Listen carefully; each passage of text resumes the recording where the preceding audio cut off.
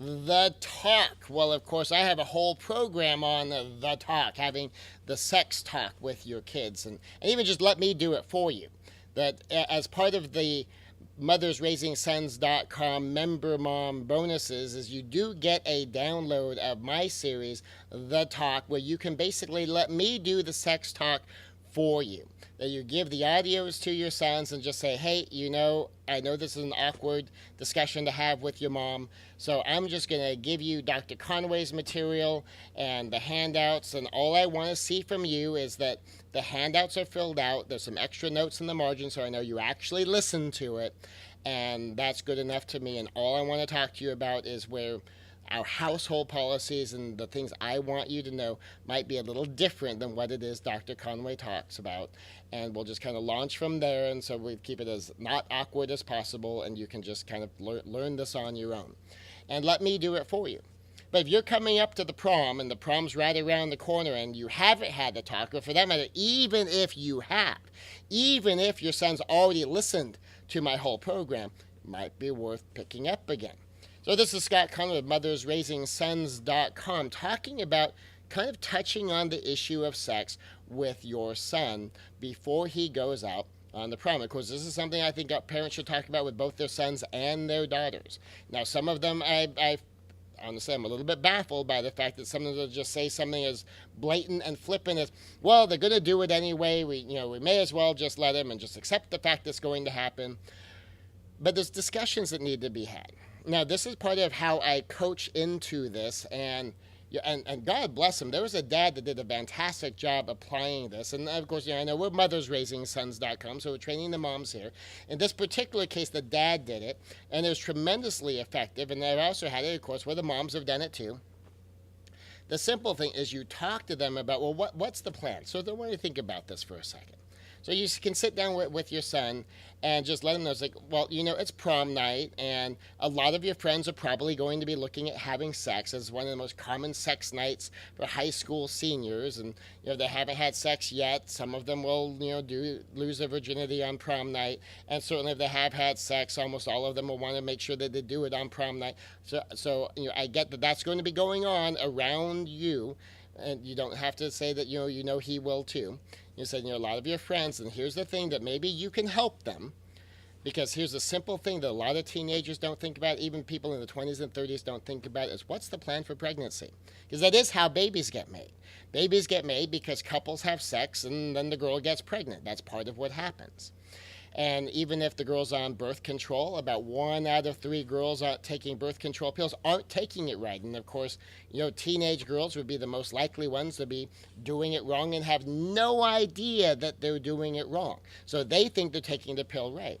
Or you get teenage boys that think they know how a condom works, but they really don't know. And if you don't do it right, well, then the condom is much less effective. And so a higher percentage of teenagers are going to get pregnant than otherwise would if they really seriously, honestly knew exactly how birth control really does work, because even people in their 20s and their 30s often still don't know exactly how birth control works, and even what the odds are when you use it properly. So it's certainly not 100%. So the big question is, so what's the plan for pregnancy? So if the girl gets pregnant, have they talked about that? Because some of those guys are thinking, yeah, abortion. But that might not be her plan. Or she might even think she wants an abortion, but after she's pregnant and she actually feels that sense of a life growing up inside of her, she might decide she wants to keep the baby, and then they're bound together by this child with all the things that implies for the rest of their lives. Because even if, say, child support might end when that child turns 18, that there is always going to be that bloodline connection, and that's going to last forever. So if you know friends who are thinking about having sex and they're making arrangements to do that, for them just to be aware that that's a discussion to have. That's something to really think about. And to be aware of, a lot of times people really don't know how condoms work and how to use them properly, because it's very easy to use them wrong. And what seems an obvious way to use them is actually wrong.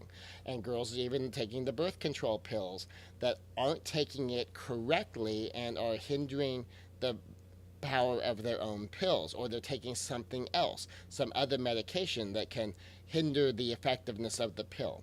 And certainly some things like antibiotics that can basically turn it off. So if she's been sick recently. And these are discussions that you can have with your friends so that your friends can understand these things so that your friends don't get in trouble. And by having, of course, now this is back talking to the mom, having the discussion with your son so that he can be the wise one among his friends. He can be the advice giver among his friends, the ones who helps his friends to think, the leader there. That, of course, you're talking to him too, but you're making him also the leader among his ones. You're giving him the information so now he's the one that knows. And of course, ideally, he'll be using it for himself, but he'll also be using it to advise his friends. So you're not talking directly to his friends, but you're equipping him to do that. And just imagine just the wisdom and how grown up that'll be if he's in the position where he's like, I'm curious. I know, of course, obviously you guys are going to have sex. You've been dating for a while. I know that's. What is your plan for pregnancy? I'm just curious because that is how babies get made, and sooner or later, of course, that's what happens. And I'm just wondering what the plan is, and if you're going to be doing this on prom night, do you really know how condoms work? Not flippant like, yeah, of course, because, the most obvious way to use them isn't right.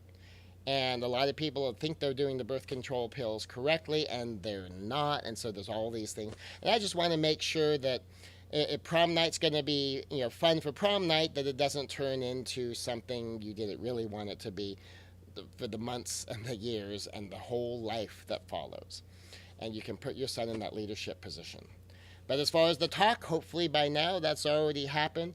It's a good time to just bring up the subject again, and to bring up the subject in a way where you're talking about what other people are going to do, what his friends might be doing, people he might have some influence with, and maybe some good questions for him to throw out to his friends so that he can help them out and help them make wise decisions and to be able to do some things right and make sure that they're actually doing what they think they're doing and they're not doing what they don't realize they're doing. And of course, your son gets that information for himself as well and can factor that in. So this is Scott Conway from Mothers Raising Sons with a quick lesson in our prom series about the talking about sex on prom night.